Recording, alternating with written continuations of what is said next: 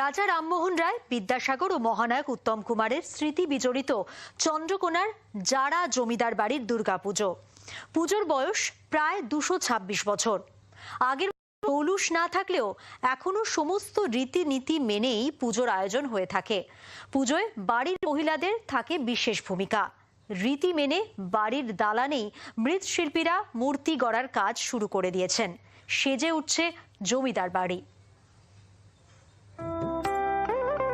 পশ্চিম মেদিনীপুরের চন্দ্রকোনা 1 নম্বর ব্লকের জারা গ্রামের জমিদার বাড়ির রায়বাবুদের পরিবার বধিষ্ঠ পরিবার হিসেবে আজও পরিচিত।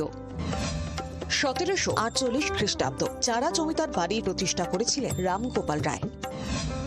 তার ছেলে রাজা রাজীব লোচন রায় বর্ধমান রাজার থেকে রাজা উপাধি পান। তিনি বাড়িতে দুর্গাপুজোর সূচনা করেছিলেন। রাজা রাজীব লোচন রায়ের বন্ধু ছিলেন রাজা রামমোহন রায়। শোনা যায় জমিদার বাড়ির সঙ্গে সখ্য ছিল ঈশ্বরচন্দ্র বিদ্যাসাগরেরও। তিনি 2টি স্কুলও স্থাপন করেন। এই বাড়িতেই মহানায়ক উত্তম কুমারের অ্যান্টনি ফিরিঙ্গির শুটিংও নাকি হয়। যেমন রাজা রামমোহন রায়, বিদ্যাসাগর মহাশয়, এছাড়াও অনেকেই এই পুজোতে অংশগ্রহণ করেছেন। তো অ্যান্টনি ফিরিঙ্গির যে গানটা, সেই গানটা হচ্ছে জারাকে নিয়ে, কি করে বললি যোগা জারার গোলক বৃন্দাবন, যেখানে ব্রাহ্মণ রাজা চাষি প্রজা চারদিকে তার বাঁশের বন।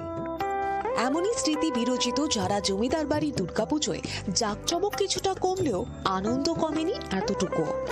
প্রচুর লোকের সমাগম হয় এবং আমাদেরও মানে 56 কর্তার বংশধর সারা ভারতবর্ষ ধরি বলতে পারি আছে। তাদেরও সব যেখানে ছড়িয়েছে অনেকে আসার চেষ্টা করে। এই বাড়ির টান একটা আলাদা। এই পুজোর টান আছে সবারই, আসার ইচ্ছাও আছে সবারই।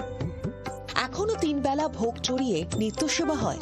তবে পুজোর দিনগুলোতে মায়ের জন্য ভোগ রান্না থেকে নাড়ু তৈরি একমাত্র দায়িত্ব থাকে পরিবারের মহিলাদের হাতে। প্রত্যেক দিনই আমাদের বিভিন্ন রকম ভোগের ব্যবস্থা আছে।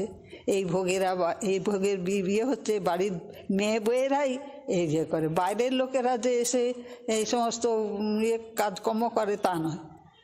বাড়ির মেয়েরা বউয়েরাই এই সমস্ত অনুষ্ঠানে যোগ দেয় এবং খুব আনন্দ। মূর্তি গড়ার কাজ চলছে। আগে আশপাশের 10 থেকে 12টি গ্রামের লোকজন ভিড় জমাতো এখানে। এখনো যারা জমিদার বাড়ির পুজোর টানে আসেন দূর দূরান্ত থেকে মানুষ। তাদের জন্য থাকে খিচুড়ি প্রসাদের আয়োজন।